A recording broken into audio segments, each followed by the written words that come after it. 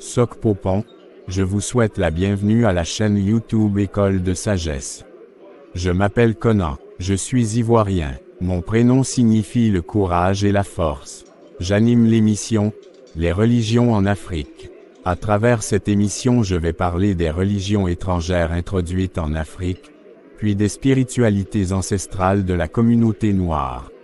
Il est important de thématiser ouvertement ces différentes croyances au sein de la communauté noire, pour lutter contre l'abrutissement religieux et l'imposition culturelle des nations étrangères qui ont imposé leur religion aux ancêtres du peuple noir. À notre époque, il est important que le peuple noir se débarrasse de toute forme du colonialisme lié aux religions étrangères. Cette émission est un instrument pour vous inciter à la réflexion, pour briser les chaînes religieuses du colonialisme. Aujourd'hui, je vais faire un exposé sur les vraies origines du christianisme. Cette religion est apparue au 1er siècle au Proche-Orient, plus précisément en Palestine. C'est la deuxième religion des Juifs après le judaïsme. Cette religion a été répandue pacifiquement par les Juifs dans certaines parties du monde, même en Occident. Ce sont les Occidentaux qui ont sali l'image de cette religion en l'adaptant à leur réalité culturelle et en l'imposant à plusieurs peuples dans le monde, y compris une grande partie de l'Afrique.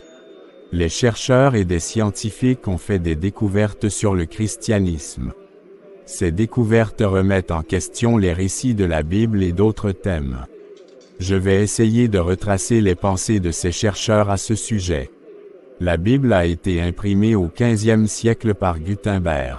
C'était à partir de ce moment que les chefs religieux déclarèrent que les textes religieux auraient été dictés aux prophètes par Dieu. De plus, Moïse aurait écrit les 5 premiers livres de la Bible qui constituent la Torah juive. Cette déclaration des chefs religieux fut contestée déjà au XVIIe siècle par certaines personnes qui avaient remarqué des incohérences. Par exemple, le philosophe Baruch Spinoza trouva incompréhensible que Moïse ait pu écrire lui-même sur les détails de sa mort, ce qui admettrait que Moïse ne serait pas le seul auteur des 5 premiers livres de la Bible. Les plus anciens récits sur les événements de la Bible datent du Moyen Âge. De plus, d'autres chercheurs avaient prouvé qu'il existait 2 récits différents sur la création du monde, sur le déluge et l'arche de Noé. En conclusion, il existerait de différents récits sur les mêmes thèmes qui avaient été écrits à de différentes époques. Selon les chercheurs, ce seraient les scribes qui seraient les premiers à rédiger les textes de la Bible avant que les rabbins n'aient fait le choix des textes religieux juifs, que ce soit la Torah ou la Bible. Ces textes proviennent en partie des textes religieux de quelques anciennes civilisations parmi lesquelles comptent les Akkadiens, etc. Par exemple, les récits religieux sur la création du monde et sur le déluge qui sont enseignés dans les textes religieux juifs, existaient déjà dans les textes religieux mésopotamiens. Par conséquent, la Bible serait une collection de mythes, de traditions orales, de légendes qui existaient chez d'autres peuples et aussi de quelques faits réels. Selon certains archéologues, cette collection de récits aurait été exigée par le roi Josia qui régna sur Juda avant la naissance de Jésus-Christ. C'est grâce à ces collections de récits que les textes religieux seront imprimés plus tard sous forme de Bible. Le but de cette collection aurait été de bâtir une identité culturelle au peuple juif qui était éparpillé de partout le monde à cause de l'exil. Les tentatives de trouver une date exacte des récits bibliques n'ont pas abouti à des résultats satisfaisants. Mais à travers les recherches faites, il en déduit que les textes avaient toujours été retravaillés et actualisés au fil du temps en fonction des idées théologiques et autres influences qui prévalaient aux différentes époques.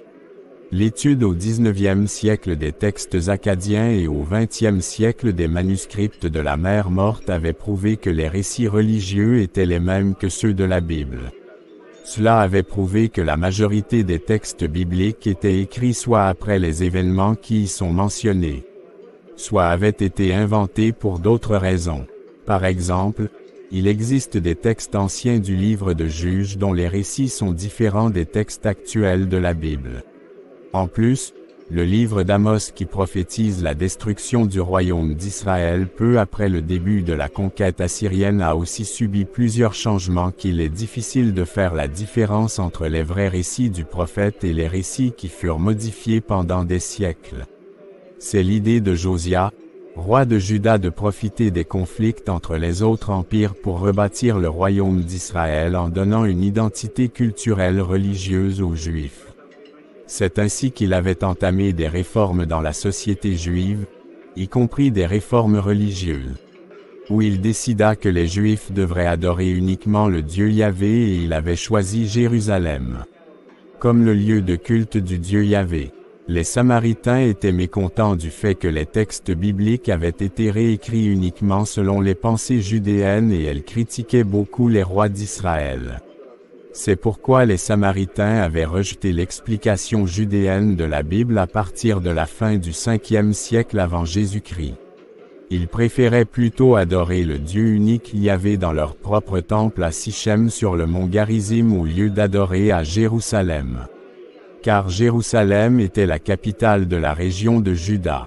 Plus tard, les Samaritains avaient écrit leur propre version de la Torah. Lorsque les Judéens étaient revenus de l'exil, les chefs religieux et la population s'efforçaient à reconstruire leur identité culturelle. Après que les chefs religieux aient pris le pouvoir, ils avaient commencé à définir les critères de l'identité culturelle judéenne, comme par exemple l'idéal de race pure et de religion.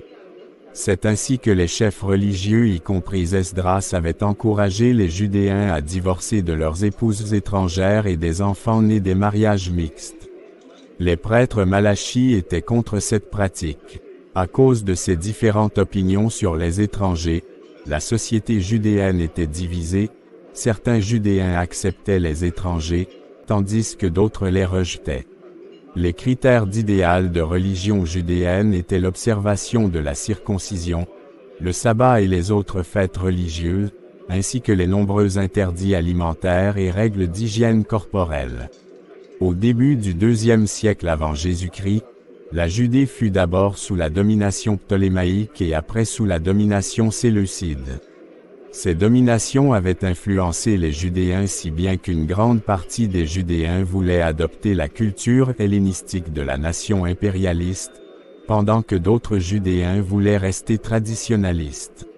Alors un grand conflit éclata lors de la crise maccabéenne entre 174 et 152 avant Jésus-Christ. À travers ce conflit, une nouvelle pensée théologique était née.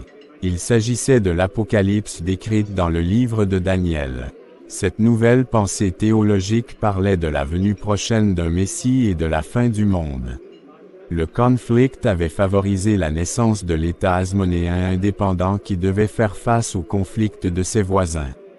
À cette époque, il existait trois écoles de pensée qui étaient les pharisiens, les sadducéens et les esséniens. Elles enseignaient les pensées juives. C'est ainsi que le nationalisme judéen était né. Cela fut relaté dans les livres des Maccabées, de Judith et d'Esther. Ces livres avaient été modifiés durant le IIe siècle avant Jésus-Christ. En l'an 63 avant Jésus-Christ, la Judée et Jérusalem furent conquis par Pompée. Cela marqua la fin de l'État hasmonéen indépendant lorsqu'Hérode fut nommé roi de la région. Les Juifs étaient ainsi sous la domination romaine. Hérode avait redonné vie au temple de Jérusalem et se mêlait de la politique interne. Cela avait beaucoup déplu aux Juifs. À cette époque, une nouvelle pensée théologique avait vu le jour parmi les Juifs et était écrite dans le livre de la sagesse de Salomon. Cette nouvelle pensée enseignait sur l'immortalité et l'incorruptibilité des justes malgré la mort. Les Juifs souffraient beaucoup sous la domination romaine. Ils s'étaient révoltés plusieurs fois, mais cela fut toujours une très grande défaite dans le camp des Juifs. Le temple de Jérusalem fut détruit, les Juifs avaient alors fui leur royaume. À cette époque, la pensée juive et théologique qui prévalait étaient les apocalypses de Baruch qui enseignaient beaucoup sur les attentes messianiques et eschatologiques. C'était au début du 1er siècle que le Juif nommé Jésus avait fait son apparition en Judée en tant que prédicateur de la bonne nouvelle du royaume des cieux. Guérisseur, Messie, etc.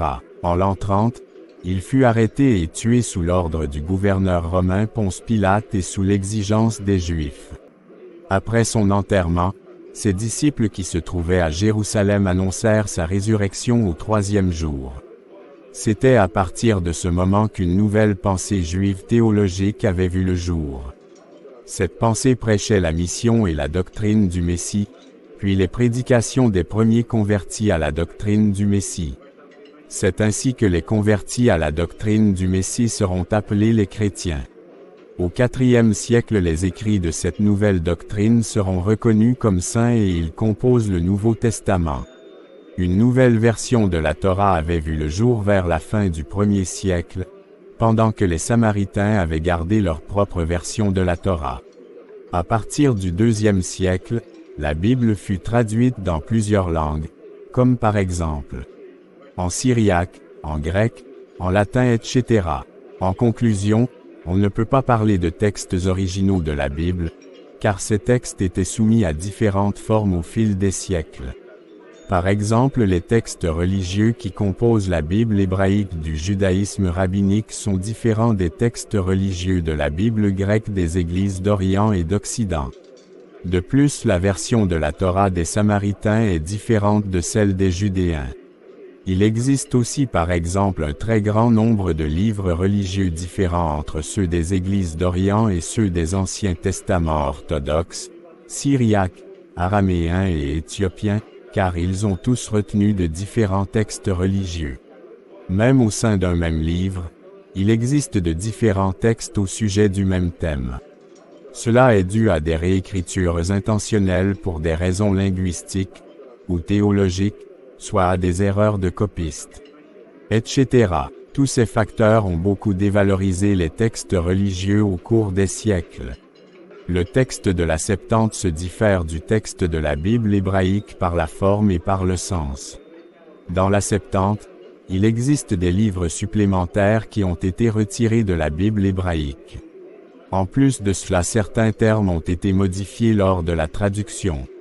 Par exemple, Elohim, El Shaddai en hébreu furent traduits uniquement par Dieu, Maître, Tout-Puissant en grec, alors que ces termes hébraïques ont autre signification. Malgré toutes ces vérités qui remettent en question l'originalité des textes de la Bible, la communauté juive parlant le grec et les chrétiens ont adopté la traduction grecque de la Septante qui est devenue l'Ancien Testament, pendant que le reste de la communauté juive traditionnaliste a plutôt adopté la Bible hébraïque. Le Nouveau Testament aussi est touché par le problème de différentes interprétations des textes. Par exemple, il existe 5 différents textes de l'Évangile selon Marc et plus de 600 variantes entre le texte alexandrin et le texte occidental du livre des Actes des Apôtres. À cet effet, les chercheurs ont pu compter plus de 200 000 variations de textes religieux dans le Nouveau Testament. Toutes ces découvertes ont montré que la Bible est un livre dont les textes changent selon les circonstances et les époques. La Bible hébraïque s'appelle Tanakh. Au IIe siècle, il est appelé la Septante dans la version grecque et désigne l'Ancien Testament pour les chrétiens. Leçon à tirer. Le christianisme est une religion qui est reconnue dans le monde entier comme étant une religion juive. Mais en réalité, il a plusieurs origines. Le christianisme n'est rien d'autre qu'un mélange entre des textes religieux d'autres peuples, des inventions de chefs religieux, de quelques faits réels, des erreurs de traduction, etc. Dans les communautés chrétiennes, malheureusement, on ne présente pas aux croyants la vraie histoire sur le christianisme. Mais on leur enseigne cette doctrine religieuse en se basant uniquement sur le livre religieux fabriqué de toutes pièces, appelé la Bible. Une bonne compréhension des origines du christianisme et de la Bible montre que le Dieu dont on prétend adorer n'est pas vraiment le Dieu universel, mais plutôt un Dieu selon la pensée juive, ou occidentale. Le christianisme ou la Bible qualifie les spiritualités des autres peuples comme étant des religions païennes et diaboliques, alors que le christianisme a copié certains textes religieux de ces peuples qu'il qualifie de païens. De plus, certains faits décrits dans la Bible ne correspondent ni à la vérité, ni à la réalité. Le fait que les chefs religieux décidaient non sous inspiration divine, mais plutôt par leur propre volonté de retirer ou d'ajouter certains textes de la Bible, a abouti à ce que le christianisme qui prétend adorer le Dieu universel a un très grand nombre de différentes versions de la Bible. Déjà ce phénomène remet en question la doctrine monothéiste du christianisme, car s'il y a plusieurs Bibles avec de différents textes, alors l'inspiration divine viendrait de plusieurs dieux et non d'un seul Dieu. Puisque le christianisme ou la Bible est bâtie en partie sur le mensonge, alors cette religion se condamne elle-même. Selon le livre d'Apocalypse chapitre 22 et versets 18 à 19, il est interdit de retrancher ou d'ajouter quelque chose à la parole de Dieu.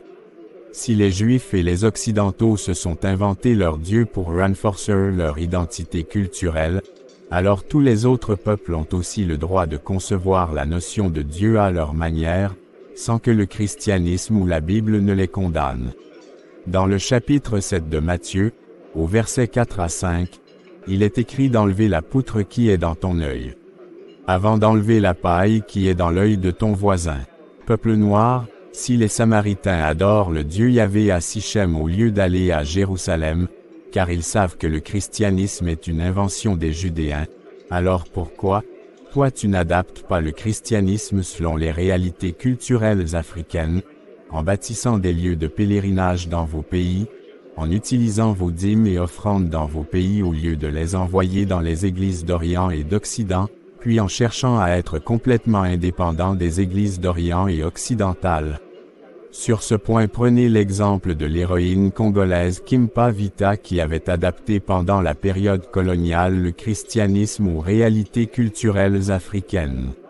Les églises africaines devraient remonter le moral à ses fidèles en leur enseignant le nationalisme africain et les valeurs culturelles africaines que le colonialisme a détruit. Les églises africaines ne devraient pas se contenter de préparer leurs fidèles pour le paradis, mais aussi les préparer à mieux gérer leur vie sur terre en luttant contre toute forme du colonialisme.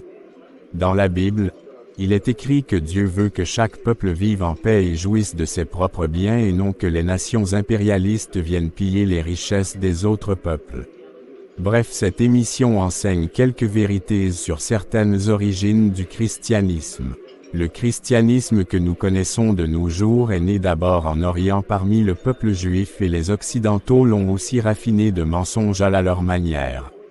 Par conséquent, le christianisme a été transformé en un puissant instrument pour rendre les croyants plus idiots que le mot même, pour tuer des milliers d'êtres humains, pour discriminer les spiritualités d'autres peuples, pour détruire l'identité culturelle d'autres peuples, etc. Le christianisme ou la Bible qui condamne les autres spiritualités est lui-même condamnable. Car il n'est pas une religion née d'inspiration du vrai Dieu qu'il prétend adorer. Seuls les croyants qui aiment la vérité et cherchent le vrai Dieu pourraient se poser des questions suite à ces vérités et changer convenablement leur manière de penser sur Dieu et de l'adorer. Quant aux croyants endoctrinés, ils auront peur de la vérité au lieu de l'aimer, car ils prononcent le nom de Dieu par suivisme et non par conviction. Le ridicule est que le christianisme ou la Bible condamne les croyants endoctrinés au chapitre 9 du livre de Matthieu, au verset 16 à 17. Ces versets enseignent qu'on ne doit pas mettre du nouveau vin dans les outres anciennes, de peur qu'elles s'éclatent. Pour terminer, je vous présente mes meilleurs vœux pour cette semaine à travers une photo de poisson salé frit et cette citation de l'anticolonialiste Malcolm X des USA.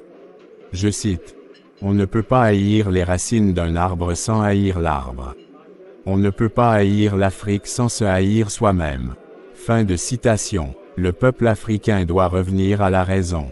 Les religions étrangères font partie de l'une des stratégies du colonialisme servant à t'abrutir. Ces religions étrangères enferment le peuple noir dans des prisons religieuses et empêchent aux sociétés africaines d'évoluer. Bref, le peuple noir ne doit pas cesser de supprimer dans ces sociétés toutes les pratiques destructives ou coloniales des nations impérialistes.